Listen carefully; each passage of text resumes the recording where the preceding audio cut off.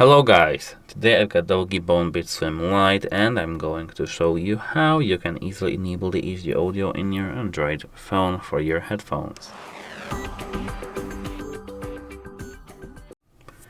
So at first you need to enter your phone settings. Now you need to scroll all the way down to the About Phone section, and here you need to find build number of your software. It should be right here. You need to tap it 7 times till or 8 till you see you are now a developer. You may need to enter your lock screen password to achieve this developer mode. Actually, in every single Android phone, these process is quite different.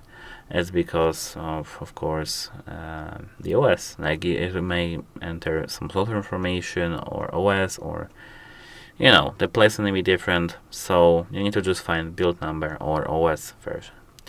Here now, open system or additional settings or general management. Just find developer options. Here they are. Now you need to scroll down to the networking section. Networking section, as you can see, is right here. Scroll down in this section till you see HD audio. I've got it blurred, I don't know why, but you can enable it and you should be good to go. That's it. Bye.